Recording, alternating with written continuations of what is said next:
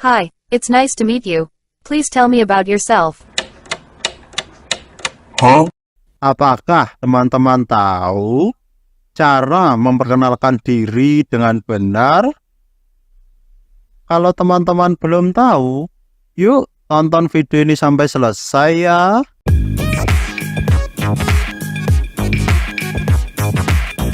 English. Pengenalan diri adalah salah satu keterampilan dasar yang sangat penting, terutama ketika berinteraksi dengan orang baru atau berada di lingkungan baru. Dasar dari memperkenalkan diri adalah mengucapkan salam, memperkenalkan nama, menyatakan usia, dan menyebutkan asal. Yang pertama adalah mengucapkan salam. Dalam bahasa Inggris, ada banyak cara untuk mengucapkan salam. Kita dapat menggunakan hello, hi, atau good morning, good afternoon, good evening, tergantung pada waktu hari tersebut. Misalnya, good morning digunakan di pagi hari, good afternoon digunakan di sore hari, dan good evening digunakan di malam hari. Yang kedua, memperkenalkan nama kita. Dalam bahasa Inggris, ada beberapa ungkapan yang bisa digunakan untuk memperkenalkan nama. Contohnya, kita dapat mengatakan, my name is, nama kamu, atau I am, nama kamu. Jika memiliki nama panggilan atau nama yang lebih disukai, dapat menggunakan you can call me, nama panggilan kamu. Misalnya, jika nama saya Jonathan dan nama panggilan saya John, saya bisa mengatakan my name is Jonathan, I am Jonathan, atau you can call me John. Yang ketiga, menyatakan usia. Dalam bahasa Inggris, ada beberapa cara untuk menyebutkan usia kita. Kita dapat menyatakan I am, usia kamu, year old, atau cukup I am, usia kamu, atau I'm, usia kamu.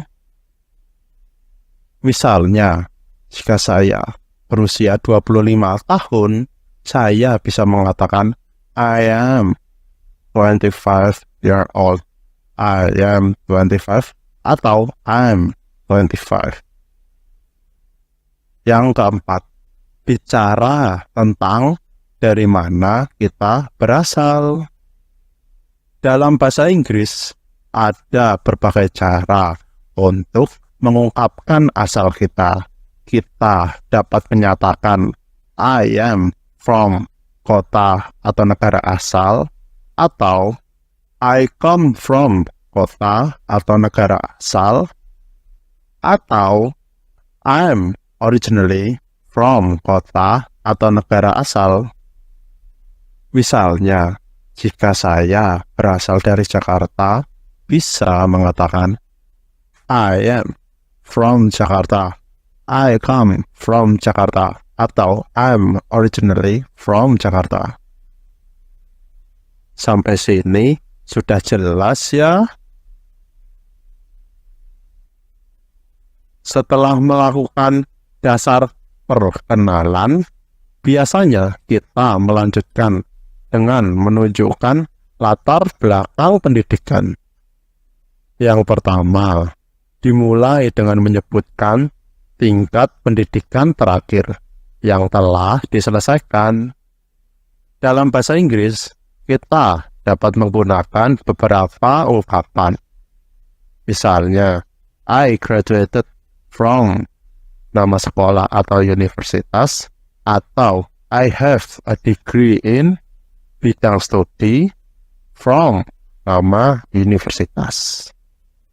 Jika sedang menempuh pendidikan, bisa mengatakan I am currently studying at nama sekolah atau universitas, atau I am pursuing a degree in bidang studi. Contohnya seperti ini. I graduated from the University of Jakarta with a degree in computer science. Saya lulus dari Universitas Jakarta dengan gelar di bidang ilmu komputer. I have a degree in business administration from Harvard University. Saya memiliki gelar di bidang administrasi bisnis dari Universitas Harvard. I am currently studying at Jakarta Public High School. Saya saat ini sedang belajar di SMA Negeri Jakarta. I am pursuing a degree in mechanical engineering. Saya sedang mengejar gelar di bidang teknik mesin. Yang kedua, kita dapat menambahkan informasi tentang kapan kita lulus atau berapa lama kita telah belajar di tempat tersebut. Contoh kalimat adalah I graduated from the University of Jakarta in 2022. Saya lulus dari Universitas Jakarta pada tahun 2022. I have been studying at Jakarta Public High School for 3 years.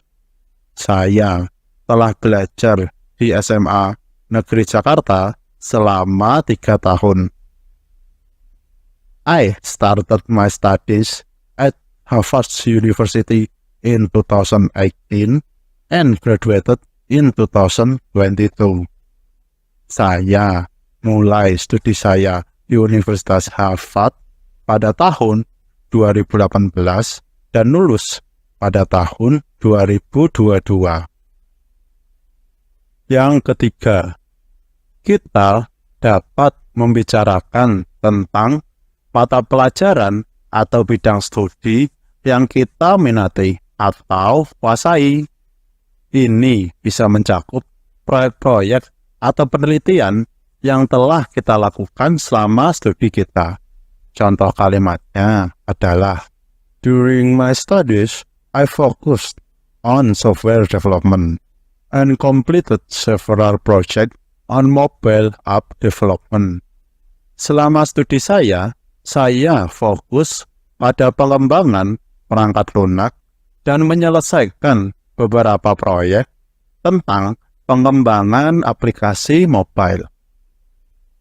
I have a strong interest in environmental science and conducted research on climate change for my final year project.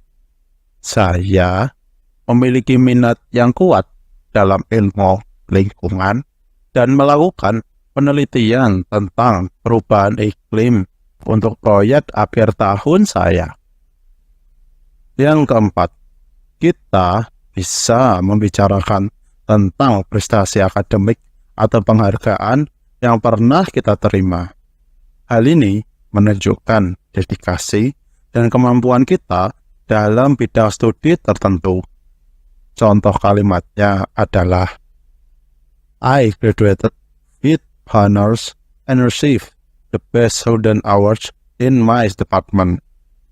Saya lulus dengan pujian dan menerima penghargaan mahasiswa terbaik di departemen saya.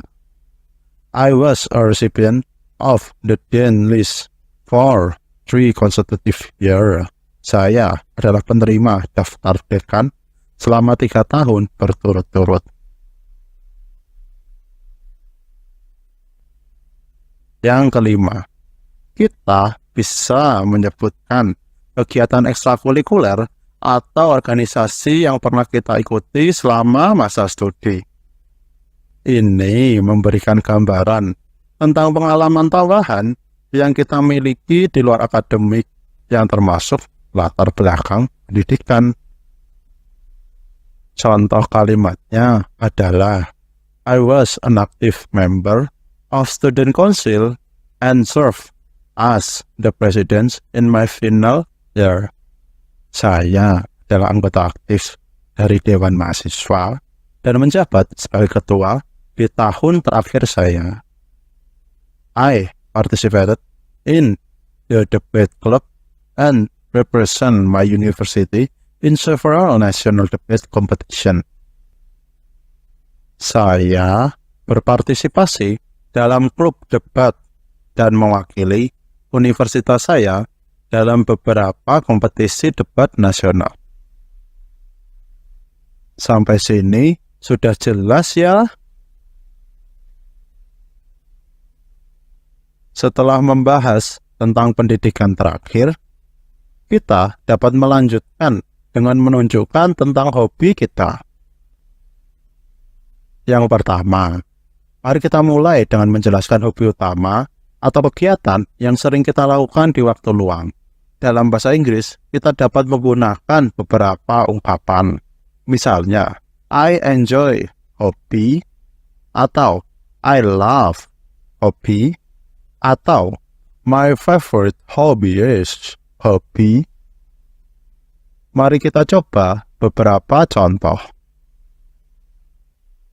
I enjoy reading books, especially mystery novels. Saya suka membaca buku, terutama novel misteri. I love playing basketball with my friend on weekend. Saya senang bermain bola basket dengan teman-teman saya pada akhir pekan. My favorite hobby is painting landscapes. Hobi favorit saya adalah melukis pemandangan. Yang kedua, kita bisa menjelaskan mengapa kita menyukai hobi tersebut atau apa yang membuatnya menarik bagi kita. Contoh kalimatnya adalah I enjoy reading books because it allows me to explore different worlds and perspectives. Saya suka membaca buku karena itu memungkinkan saya untuk menjelajahi dunia dan perspektif yang berbeda. I love playing basketball because it helps me stay active and healthy, and it's a great way to bond with my friends. Saya senang bermain bola basket karena itu membantu saya tetap aktif dan sehat, serta merupakan cara yang bagus untuk menjalin hubungan dengan teman-teman saya. Yang ketiga, kita dapat berbicara tentang pencapaian atau pengalaman tertentu yang kita miliki dalam hobi kita. Contoh kalimatnya adalah I have read over 100 mystery novels and even read a few short stories myself. Saya telah membaca lebih dari 100 novel misteri dan bahkan menulis beberapa cerita pendek sendiri. I have been playing basketball since I was in high school and have won several local tournaments. Saya telah bermain bola basket sejak saya di sekolah menengah dan telah memenangkan beberapa turnamen lokal. Yang keempat, kita bisa membicarakan tentang kegiatan atau klub terkait hobi yang kita ikuti. Contoh kalimatnya adalah I am a member of a local book club where we discuss our favorite books and author. Saya adalah anggota klub buku lokal di mana kami mendiskusikan buku dan penulis favorit kami. I play for a community basketball team that compete in regional league. Saya bermain untuk tim bola basket komunitas yang bersaing di liga regional. Sampai sini sudah jelas ya? Setelah membahas hobi dan minat, kita bisa melanjutkan dengan berbicara tentang hal-hal yang kita suka dan tidak suka. Yang pertama, kita mulai dengan menyebutkan hal yang disuka. Dalam bahasa Inggris, kita dapat menggunakan beberapa ungkapan. Misalnya, I like hal yang disuka, I enjoy hal yang disuka, atau I love hal yang disuka. Mari kita coba beberapa contoh. I like watching movies, especially comedies. Saya suka menonton film, terutama komedi. I enjoy traveling to new places and experiencing different cultures. Saya menikmati traveling ke tempat-tempat baru dan mengalami budaya yang berbeda. I love eating Italian food. Saya sangat suka makanan Italia. Yang kedua, kita bisa menjelaskan mengapa kita menyukai hal tersebut atau apa yang membuatnya menarik bagi kita. Contoh kalimatnya adalah I like watching movies because it's a great way to relax and unwind after a long day. Saya suka menonton film karena itu cara yang bagus untuk bersantai setelah hari yang panjang. I enjoy traveling because it's allow me to learn about different cultures and meet new people. Saya menikmati traveling karena ini memungkinkan saya untuk belajar tentang budaya-budaya yang berbeda dan bertemu dengan orang-orang baru. I love eating Italian food because of its rich flavor and variety. Saya sangat suka makanan Italia karena rasanya yang kaya dan variasinya. Yang ketiga, kita dapat berbicara tentang hal-hal yang tidak kita sukai. Dalam bahasa Inggris, kita dapat menggunakan beberapa ungkapan. Misalnya, I don't like hal yang tidak disuka. I dislike hal yang tidak disuka. Atau I'm not a fan of hal yang tidak disuka. Mari kita coba beberapa contoh. I don't like horror movies because they are too scary to me. Saya tidak suka film horor karena terlalu menakutkan bagi saya. I dislike being stuck in traffic. Saya tidak suka terjebak macet. I am not a fan of spicy food. Saya tidak terlalu suka makanan pedas. Yang keempat, kita bisa menjelaskan mengapa kita tidak menyukai hal tersebut atau apa yang membuatnya tidak menyenangkan bagi kita. Contoh kalimatnya adalah I don't like horror movies because they give me nightmares. Saya tidak suka film horor karena mereka membuat saya mimpi buruk. I dislike being stuck in traffic because it wastes a lot of time. Saya tidak suka terjebak macet karena itu membuang banyak waktu. I'm not a fan of spicy food because I have a low tolerance for heat. Saya tidak terlalu suka makanan pedas karena saya tidak tahan dengan rasa pedas. Sekian penjelasan kali ini. Sampai sini sudah jelas ya? Kalau teman-teman belum paham, teman-teman bisa mengulang video ini sampai teman-teman paham. Tetap semangat belajar dan sehat selalu. Tuhan Yesus memberkati.